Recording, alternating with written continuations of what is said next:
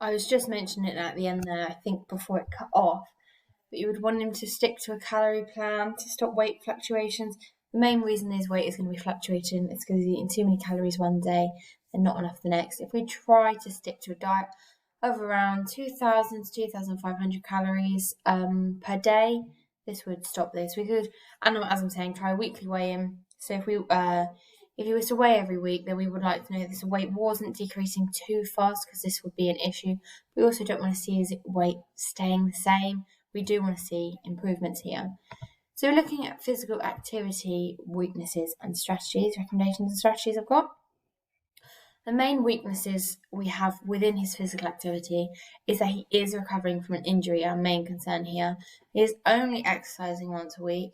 He hasn't worked out properly in a long time, and he's got to fit all of this in around exams and being a full-time student.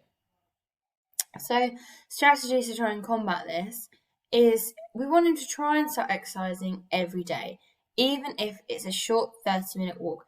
Anything is better than what he's doing now. If he could try HIIT workouts, these are very short. He could do a slightly longer walk if he was trying. Cycling, swimming, there's all sorts of things he could be doing. He could do this in groups with friends rather than on his own all the time. If he's got any equipment at home, if you can do workouts from home on the TV, there's all sorts of ways of doing this. We could sort him out an exercise plan. So we could sort out, say, Monday you're going to go for a walk in this gap you have. Tuesday, you're going to do a HIIT workout in the morning. Wednesday, you're going to go for a short run in the evening. Slowly varying things. We want him to get back to the level where he was. We want him to pick these activities, things he enjoys doing. If he doesn't enjoy it, he's not going to do it. We also need to make sure we include a full recovery cool down to prevent any further injuries. Well, no matter what exercise he's completing, we don't want him to just do these and then, either go straight to bed or go straight back into his normal day. He needs to have a full recovery, stretches, both dynamic and static, and walking things off as well. We also want to look into exercises that won't aggravate the knee. Like I've mentioned already, if he's at the gym, he can try things like pull-ups. Sit-ups aren't going to aggravate the knee. Rowing needs to be sort of careful with, but it could be done. Anything with weights on the upper body would be okay, really.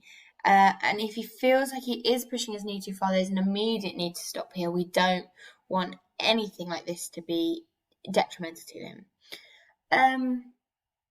And we would also, I think it would be really good for him to be able to track his daily steps and share them online.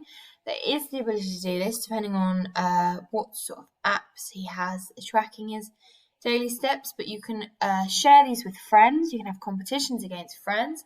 He could also send these to me.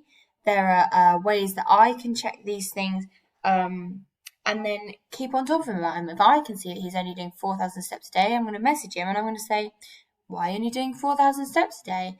And he'll go, oh, well, if I'm being watched, it is up.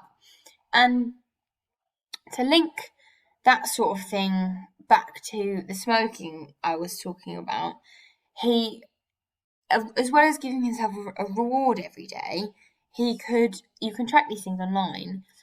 I could also, if he was finding it really difficult, I could send him a text, at lunchtime in the evening that said, I hope you've not had a cigarette today, or you're doing really well if you haven't. And these are going to be really great incentives for him to get back to where he wants to be, to get back to what he loves, with no harm done.